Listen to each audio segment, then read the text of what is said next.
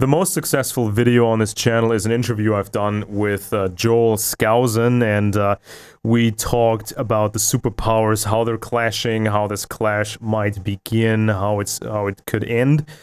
And we also talked about the information chaos. Now, typical for a conflict and the preparation for a conflict is information chaos, because that confusion makes a coordinated, sophisticated response from the population less likely. And so I wanted to add a few thoughts about this topic, because over the time between now and when we did this interview, the information chaos has gotten much worse. And also we came closer and closer to these superpowers physically clashing, physically fighting each other. Now, the quality of alternative media is quite poor nowadays, but nevertheless, this alternative media is viewed as the only alternative to the mainstream, and in view of the current wave of censorship, alternative media is even more attractive to a certain audience. Now, glorifications of the Russian regime, one-sided propaganda, and unnecessary ideological trench warfare are exactly what the left once tried during the Cold War without ever achieving their goals. And nowadays, the new right media, or alternative right media, or alternative media, tries the same strategy. They try the same strategy. They glorify the Russian regime, they do one-sided propaganda, and they do unnecessary ideological trench warfare. It's the same, the right-wing media nowadays, or the right-wing alternative media nowadays, does the same thing which the left media, alternative media, did back then in the Cold War. And also supporting a certain type of president, right? The alt-right or new right, they're now placing their hopes in the Trump administration, whereas leftists during the Cold War, they placed their hopes into in the administrations of Democrat presidents. And so, because of the censorship now, the right-wing media looks more revolutionary to their audience. And the left also used this effect at the time when McCarthy was hunting communists and people were dragged before the Committee for Un-American Activities. Socialism and the glorification of Moscow were gross nonsense, but seemed more attractive to a certain audience because of the censorship measures. When something is censored, it is not automatically true or useful or better. Now, I'm all for freedom of speech and freedom of the press, but don't think something is automatically great just because it got censored. Now, back in the old days in the Cold War, some left-wing stuff, or some left-wing media was censored, but that didn't mean that socialism was a good idea. So, Joel Skousen, geopolitics expert, warned long before the current information chaos of such dynamics and the inability to assess the superpowers. Now, he said, the art of disinformation is becoming increasingly complex. The US government maintains a full-time team of disinformation specialists at the MacDill Air Force Base in Florida. And these people on the internet, pretending to be conservatives and placing false information, false conspiracy theories are used to discredit serious information, and rationally thinking citizens therefore often reject anything that goes in the direction of conspiracy theories. And you see lots of forgeries, he said. You forge a document that seems to prove a conspiracy and then expose it as a forgery. Although the document may contain real information, such information is discredited. So beware of material that seems too good to be true.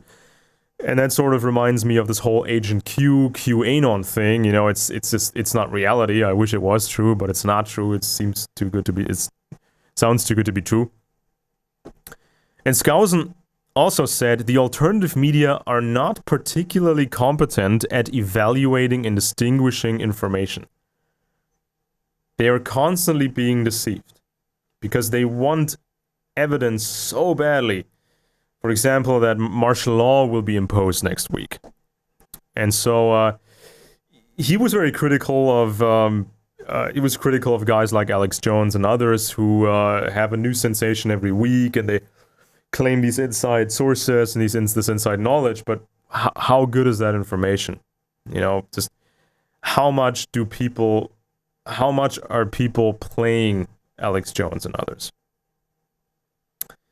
So most of it is wrong, said Joel Skousen, and I agree. Now the threat is real, of course, but you have to be careful with your information. And then, of course, he gets into this. He gets into the question of why are American patriots? Why have American patriots been played by the Russians and the Russian propaganda? He said, I think those US patriots who mistakenly consider Putin a savior of the New World Order, or consider Putin to be the enemy of the New World Order at the moment, will immediately abandon this attitude if Russia and China launch a limited nuclear strike against the United States. No one in the United States will then adopt a pro-Russian stance. And the globalists use the NSA to monitor all internet content and maintain lists of dissidents. Now, of course, now we have the psychometrics and relationship mining. They know exactly who is friends with whom and what nonsense they believe and what good information they believe. That's why disinformation is spread, such as the false report that the Homeland Security Ministry is buying 2 billion cartridges. You then monitor who distributes these messages. So when dramatic things happen, the government will say there are people among us who do not support our troops, who hold us responsible for this war and for 9/11, and there will probably be a new oath of allegiance, a new citizenship. Anyone who does not then swear loyalty to this new world citizenship, anyone who does not follow the military conscription order is a target. I think they'll isolate the so-called conspiracy theorists, said Joel Skousen. Now, of course, nowadays he tries to talk some sense into people, even on the Alex Jones show, and tries to get a more professional perspective into people's heads. But ultimately, we have information chaos. Now, there's people out there who listened to Alex Jones' InfoWars, for example, for 10 years, or pick some other conspiracy guy out there. Listen to these conspiracy guys for 10 years, but they still know very little about intelligence agencies, the nature of the superpowers, the real secrets of the superpowers, psychopathology about, you know, who's really evil, whom can you trust, political science, how these ideologies were created and how they're used against us, history, and these sort of things. So 10 years, if you spend 10 years listening to Alex Jones or other people, you still have some serious lack of knowledge, unfortunately. Now, I noticed that like 10 years ago, and then of course 6 years ago, the more I was reading quality literature about these topics, intelligence agencies and political science and the empires and all that, the more I was reading quality literature, the more I understood how bad the quality is of conspiracy media most of the time. And now we have this information chaos when we need clarity. So we need clarity more than ever. We need trained people, trained thinkers more than ever, but we have information chaos. A lot of people, they believe about Trump what they want to believe. They know how the Democrats are terrible, but they've kind of warmed up again to the Republican Party, and, you know, anything is fine to them as long as it presents itself to be right wing. And then these people know next to nothing really about Russia. Only what they hear on the internet. Only what's in their perception, what they want to hear, what they like. no idea, no real idea of the Russian regime, how it is today, and its backstory, even going back before communism. And if you go in deeper with the Russian Revolution, I mean, you don't just find Western help for the communist revolution in Russia. You also find Russian intelligence, Tsarist Russian intelligence supporting communism. And you see a significant overlap between the Tsarist intelligence and British intelligence, which is not surprising because the Tsars and the British royals are the same family. And then the revolution happened, and supposedly the Tsar got killed, but we only have, you know, DNA testing of very, very old bones that have been most likely contaminated, according to leading scientists. So we have no real bodies. And yeah, so there's so much to know, there's so much to read, there's so much information you need to understand the superpowers, their secrets, and how they actually relate to each other, their weird relationship, how they talk with each other at the top, and how they could form a global government tomorrow if they wanted. They could have announced a world government 10 years ago and just divided up the world. Yet they choose tension. But how much of this tension is for real? How much at the top? And how much do they just want to create tension to get people killed and to get people really panicked and angry? So, yeah, information is really bad these days on the internet, and even if you look past the censorship, if you leave YouTube and you go to these other places, you find a lot of terrible information. Yes, it's been censored by Facebook and Google, but there's still a lot of terrible information.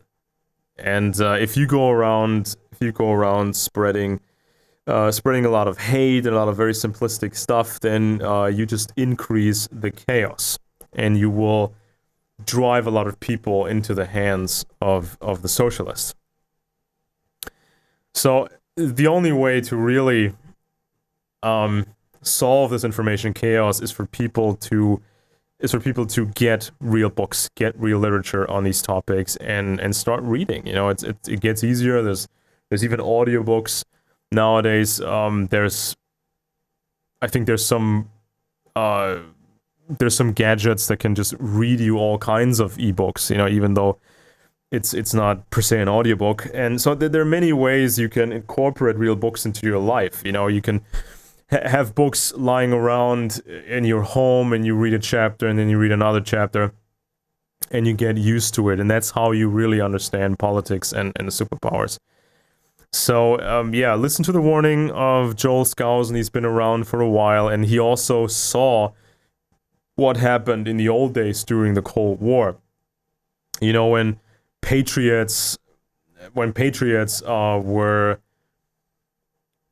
hopeful that they could work with the CIA, or they could kind of work with this intelligence apparatus or the right-wing establishment in order to squash communism, but of course the whole truth was much more complex and devious. And so don't repeat the same mistakes. Don't repeat the same mistakes that the left had done during the Cold War. You know, don't cheer for Moscow. Don't become an ideological fanatic, and don't think that Russia is such a great place, or even an acceptable place.